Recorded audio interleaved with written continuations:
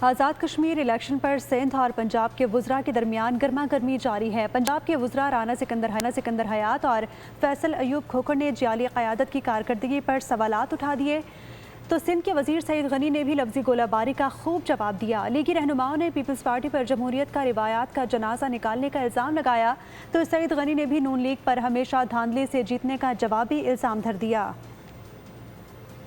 ہماری وزیر اعلیٰ اپنے وزراء کو اگر فلڈ آ جائے تو 20 دن فیلڈ میں رکھتی ہیں، اور آپ کہتے ہیں کہ زیادہ بارش ہوتا ہے تو زیادہ پانی آتا ہے۔ کاش آپ بھی وہاں پہ ویسے ہی واسطہ بناتے۔ اندازہ یہ ہو رہا تھا کہ انہوں نے شاید کبھی سندھ وہ آئے نہیں ہیں، یا انہوں نے کبھی دورہ نہیں کیا کراچی شہر کا بھی، وہ صرف ایک دائرے کے اندر بند ہیں، اور وہ ہے مریم نواز۔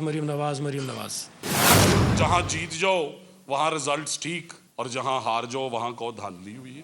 کشمیریوں نے کشمیر کی بیٹی کو ووٹ دی ہے، مریم نواز شریف کی پرفارمنس کو ووٹ دی ہے، محمد نواز شریف کے ویژن کو ووٹ دی ہے۔ 2024 کا جو انتخاب ہوا، جو کچھ ہوا ساری دنیا کو پتہ ہے کہ نواز شریف صاحب ہار گئے، شہباز شریف صاحب ہار گئے، مریم صاحبہ ہار گئیں، فارم 47 کی پیداوار ہے یہ سارے۔ پی ایم ایل این اس طرح کے انتخابات نہیں جیت سکتے جو صاف اور شفاف ہوں، ڈاکے مارتے ہیں ووٹوں کے اوپر۔